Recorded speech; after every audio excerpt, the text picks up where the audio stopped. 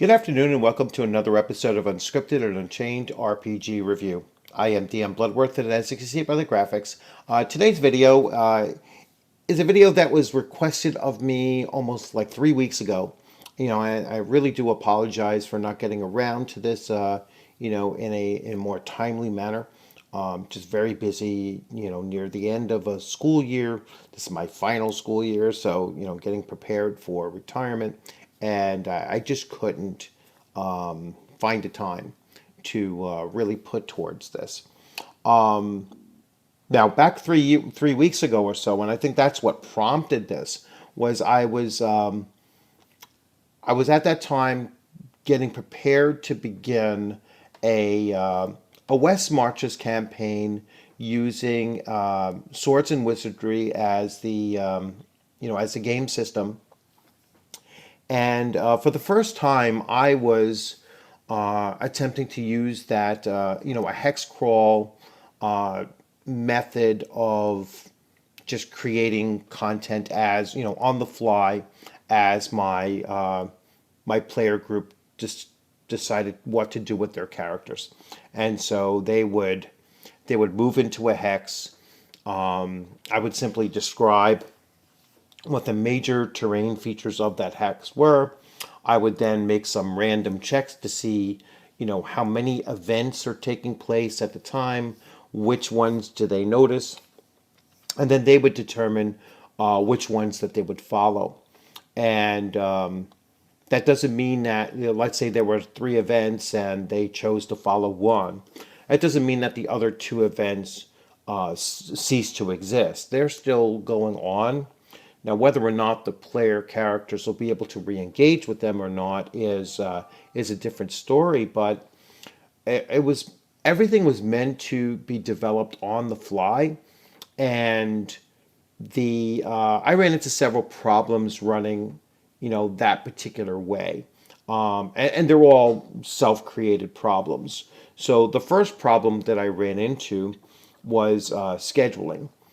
I was looking to schedule it once every 2 weeks, and that's the second time that I've attempted to do a less frequent campaign scheduling, and it's the second time that it really didn't work out. So now I'm thoroughly convinced that, at least for myself, as a GM, I need a much more frequent, consistent schedule, and we need set schedules. I am currently running an AD&D First Edition campaign. We are into our 47th, nearly 48th week of consistent gameplay. We've never missed a week.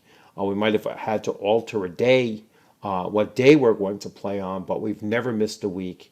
And that kind of consistency, I find, is what I need as a game master to continue a campaign rolling along. The other thing that I found that I wasn't really fond of, as far as that, was just the creation on the fly, and the always trying to maintain the impression that the players had choice and they get to choose which direction they're going in. That was there, but trying to maintain in my head how the other events that they did pass by, how those were going to continue at the same time while they're pursuing this one event, it became very difficult to do when all of these things were being generated randomly in the moment. And so that's, partly due to the fact that when I read the description of West Marches and listened to various people on how they run them, I just need more planning ahead of the game, and just need to have certain things that are planned, maybe not events planned, but just overall themes that are going to take place that are planned. And then, as the players make decisions with their characters and they start to pursue a particular line of a story, then I need to plan those next steps rather than just fall back on to just randomly generating occurrences again. So I think it was just a bad matchup with my GMing style and what I really look to do when I'm running a long-term campaign and looking through how Worlds Without Number, kind of lays out that process. This is much more aligned with what the way I kind of run campaigns to begin with. Just much more detail than I've ever, I mean, I might have had that detail in my head, but I've never seen it like written out. I've never written it out, and just tons and tons of tables that you can utilize that will actually create non-repetitive encounters and stories and such that just work much better, I think. So without further ado, let's jump right into this.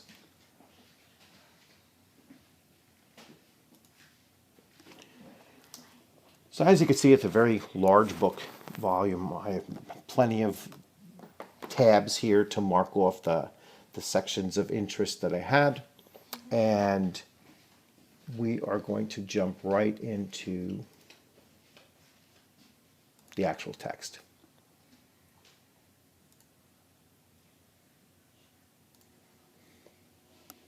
Okay, so here we have creating your campaign. And I will make this a little bit larger so you can start to see.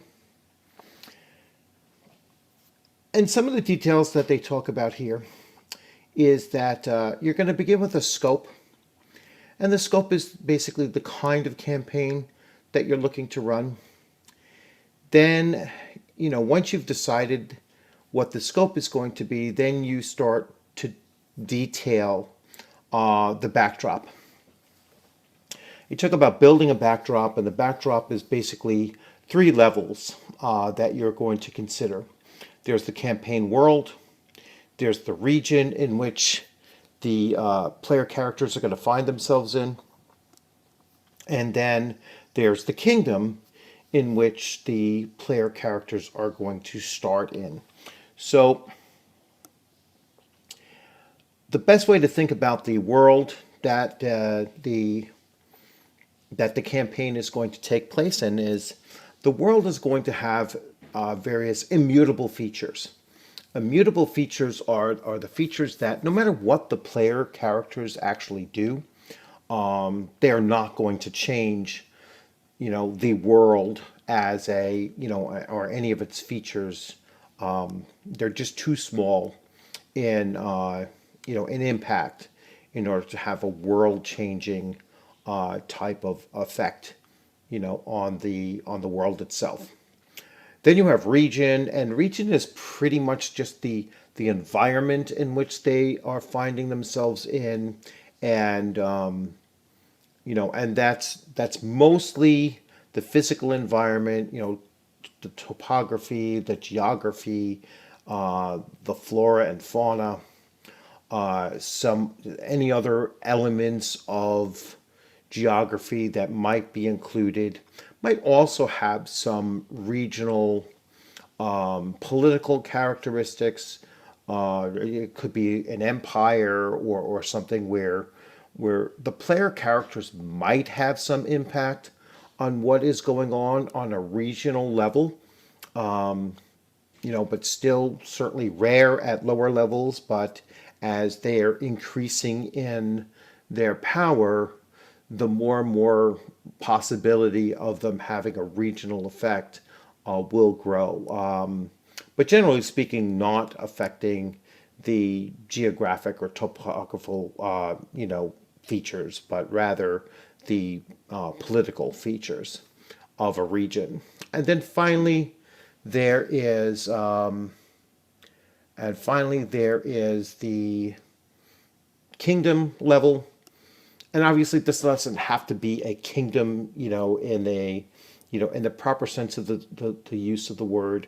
It could just be the more localized area. A region might be a 200, a 200 mile square, area, whereas a kingdom might just literally be a single, village and its surrounding, 10 to 15 mile square area.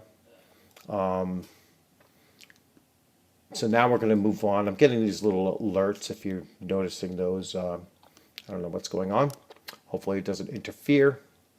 So you're going to begin to build your backdrop.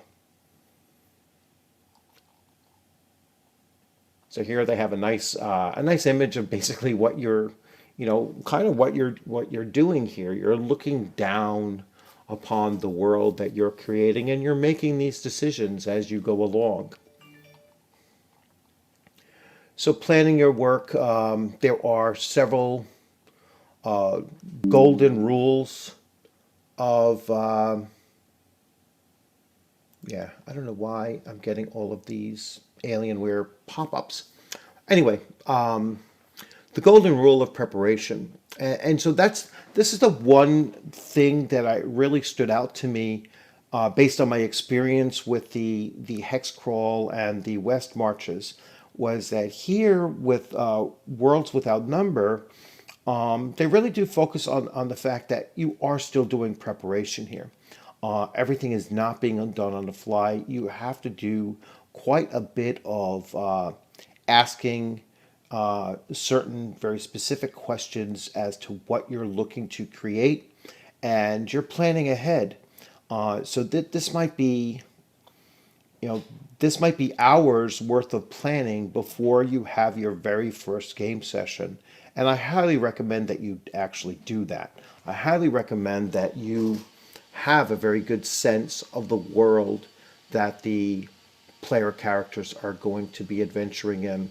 That way, you're not trying to create things on the fly that are world level creating, and you end up creating an inconsistency in how you're describing the space, and that becomes a glaring, noticeable thing. It's like, well, wait, I thought you said this about the world, and now something different is coming up, and the world shouldn't change that way visibly to the players. They're going to pick up on it right away. They'll pick up on inconsistencies in the world, and it just becomes harder for you to create a truly, a living, breathing space that, that makes sense. And that's the key. The world must make sense. Even if you have a world that's like a gonzo, doesn't make very much sense, or like if you're creating a world for like Toon, Steve Jackson's Toon game, where nothing makes sense at all. It's a cartoon world. But even in that, nothing making sense is what makes sense for that particular world. So, I think the main thing that you're looking to create is a continuity in how you're presenting it.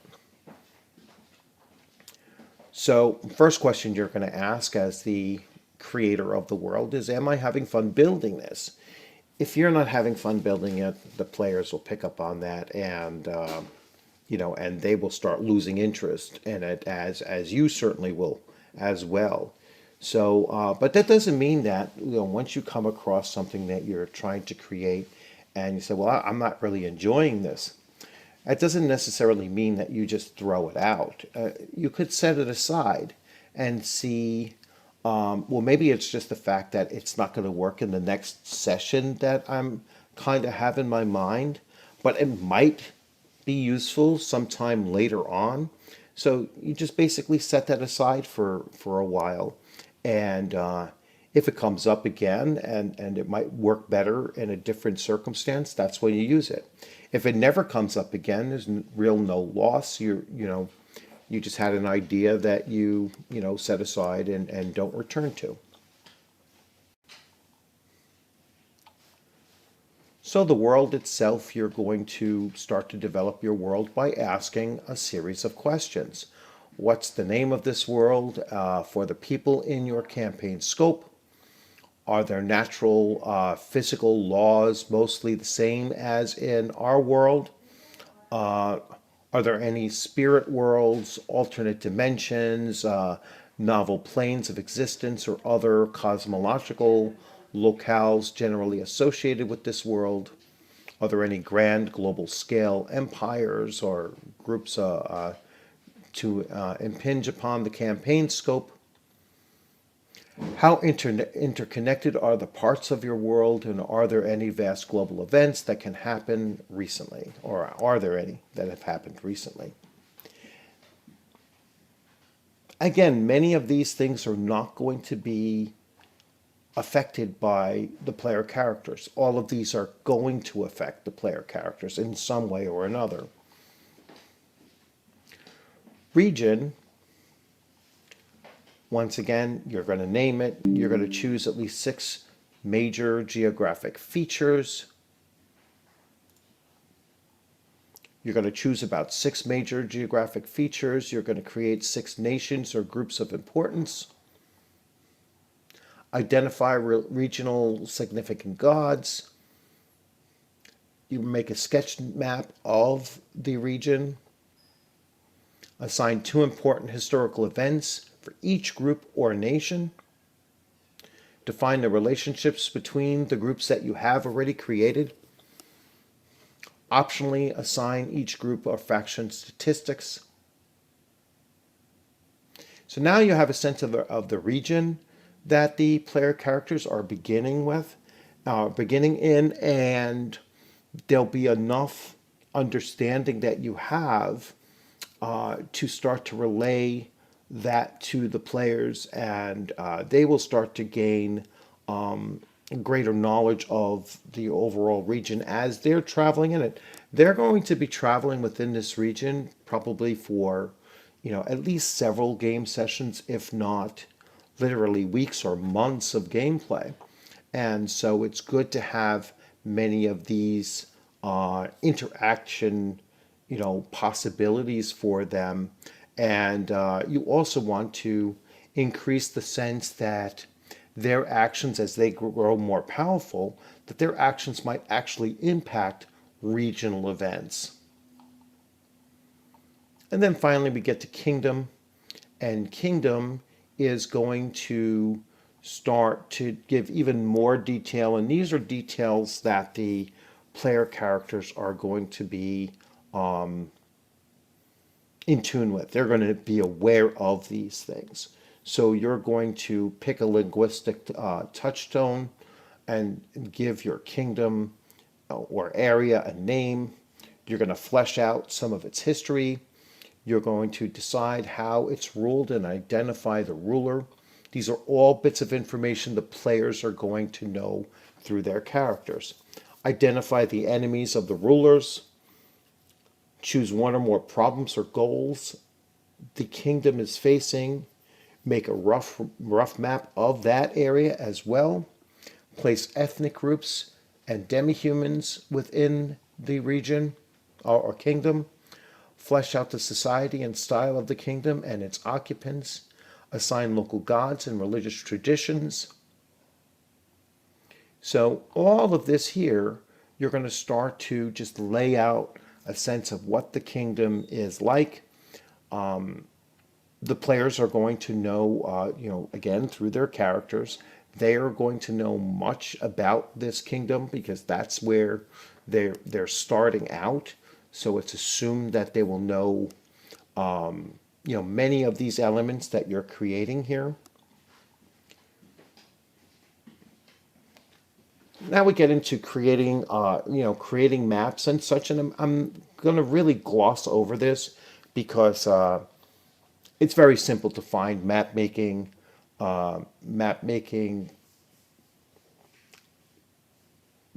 programs that are out there to just generally create your own maps and such. But if you are doing a very generic hex crawl with blank hexes and you're drawing them in, as you go, here is a D20 chart that you can use to determine the type of terrain features, the significant terrain features of each hex that they are traveling into.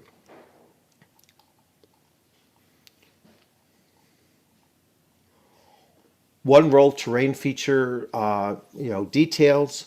So this is something that I really could have used when when I was doing my hex crawl, and it's something to just kind of flesh out and give some unique ideas. And there are plenty of resources online where you can find, whether it be on drive-through or other places, where people just put out these lists upon lists and charts upon charts that you have readily available to to make random encounters and such that just much more interesting than you've encountered bandits kind of thing. So how dangerous is the feature? What use is this feature?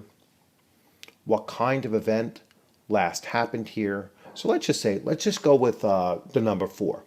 And we'll see what the number 4 starts to develop all through this chart as we go. So it is unusually dangerous in several ways. How dangerous is this feature? Controlling it has military significance. A resource strike drew numerous people to this region. So I'm already starting to create a sense of this region just from taking the number 4 and carrying it through. It's unusually dangerous. Military control, so you have maybe an active battle that's taking place. The source of the strike drew to numerous people, so you have different groups of people interacting over here. Maybe there was an uprising amongst workers or something, and so a strike. Let's go number 4 here. A rush of people have gone there. All right, so this could be mercenaries flooding into that region as well. A type of cunning, dangerous beast. And this could be a beast or an entity or something. Maybe there's a particular group of mercenaries who are turning the tide against the kingdom that you're serving, as an adventurer, or maybe it is an actual dangerous beast that one of these factions fighting for this region are utilizing as their main source of aggression. Optional quirk for this feature, so time and space sometimes slip there. So maybe the fantastic beast or very dangerous cunning beast that they're using is utilizing some kind of a time and space distortion ability that it might have. And so there you go. I mean, you can see how you can just take several random rolls or just one roll and carrying that number across to create a story for what event is taking place that the player characters are going to engage in.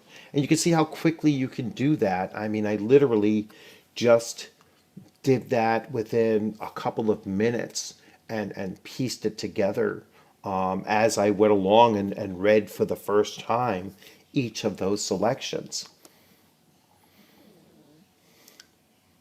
Nation construction, so its borders, its population, city placement, marking of wastelands. I'm going to skip over aspects that can that you can kind of do on your own, and more time consuming, kind of self-explanatory things as well. But let's continue with our using 4 again. So let's start developing the neighborhood. 4. A troublemaking religion is based there. The current national problems, and outside power is backing internal strife. All right, so we have an outside power is backing a troublemaking religion within within that neighborhood. For here, the culture is widely admired here. So perhaps the troublemaking religion is in conflict with a culture that is widely admired. And good things happening right now. A major rival has recently suffered a calamity. So perhaps that troublemaking religion, backed by an outside power, that is causing a problem for a culture that is widely admired in this neighborhood, has suffered a setback. And in that's where the player characters are going to come in and kind of seize that moment in order to shift that conflict in the direction that that their employers, let's say, wants them to move it in. So we have examples of nation themes, and you could, of course, do, let's see, number 4, exhaustion, with strength spent and lost. Let's see, example of nation themes. So exhaustion, the nation is depleted of something critical, whether that is tangible resource or spiritual reserves or enthusiasm and hope. Yeah, so maybe that conflict that we've been talking about has been both at the regional level, at the national level, as leading to exhaustion overall of the kingdom and the region that they're taking place in. We get into society construction, and you have the physical appearances. So typical colors in the populace.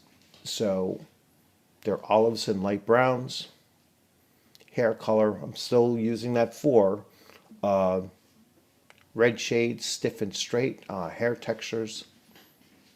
Eye coloration, grays, whether flat or metallic. What's the typical build of people is much bigger and bulkier than their neighbors. Optional common forms of adornment, piercings, whether minor or elaborate. Optional physical quirks and traits, patches of feathers, scales, or fur, or the like. Values of their society, let's see, values they esteem. Let's look at number 4, courage, valiance in danger.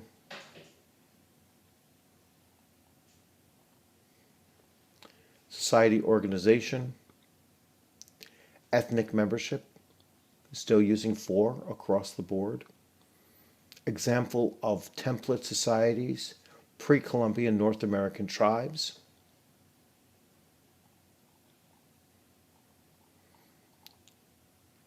And so on. You see that they go into government structures now. So the ruling authority, there are a large number of small rulers. Example of ruling classes, magically empowered bloodlines. Source of legitimacy, the gods have chosen them as leaders. Institutions and agents of control, major religion allied with state power. Form of rulership, warlord recognized as the strongest is the 4. Multiple rulers, hereditary heirs to their positions. Diseases of rule, we have current struggle with the government. A external diplomacy has bungled something. And again, if we go back to that previous example, an outside power isn't, interfering with an internal cultural, religious aspect of, and here the external diplomacy has bungled something. Perhaps that's how you start to tie all of these things together. One role, government details. So again, they have a hard core of useful supporters is 4 here. What problems do the ministries have? Enemy forces have allies among them. It has a firm and economic control over the land, the strength of the government, stable, able to endure even fierce shocks. How stable is the government? Ever watchful informers among its neighbors, officially recent causing problems. Recent government event, high noble made rebellious noises. All right, maybe that's the connection to that outside power. So you might have a slightly internal conflict that's bringing about that. And so on. I mean, you can see each section of your world building. This is now constructing your history. If we keep on using 4, there were colonists who became independent. We use 4 here. Historical crises, there's a barbarian invasion. What became of the original inhabitants? They were driven into exile. How did they overcome this crisis? Faith strengthened them against the woe. What was great about its peak? Grand workings were sorcerously raised. What did it fail at the final crisis? Decadence and self-absorbed doomed it. And so far, you keep continuously using that same selection, and you can start to generate an overall story for the background. Then they go into details here. I have more charts to utilize. Religious construction, so you can build your own religions for your world. And I mean, there is just tons and tons and tons of information here that you can use. So now we're creating gods. You created a vision, religion. Now you're creating the gods themselves. The role of temples, and what role they have on society. Evil or antagonistic religions that might exist in the place. Malevolent cults, and you start to create them as a faction.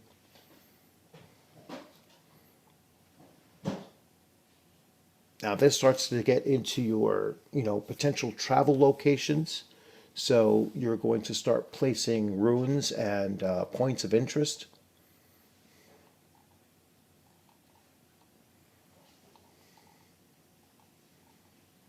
Creating communities, creating rural villages. Again, all of this is world building. Major cities, tribes and exiles.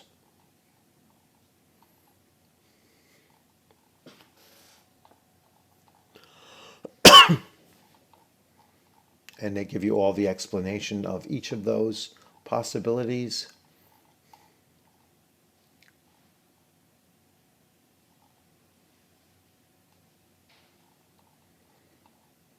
Still more details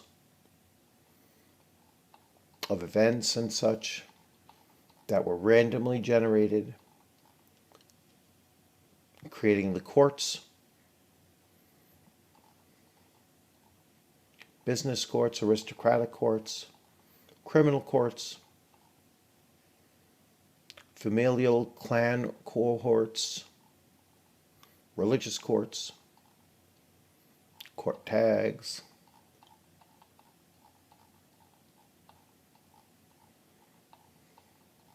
and as you continue, tons of description again.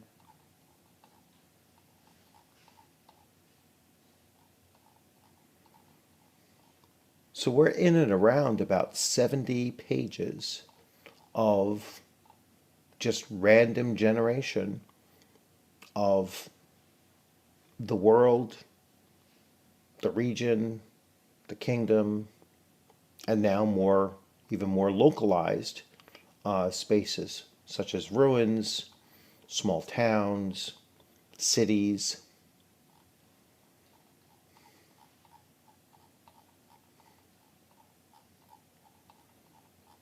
I'm actually quite curious to see how far they go with just fleshing out the campaign. You have wilderness, and you will have your wilderness encounters. And again, very easy to transport any of this into other game systems if you wish.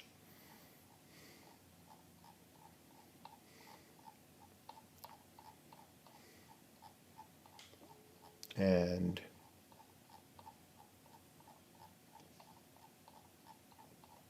we will keep on going.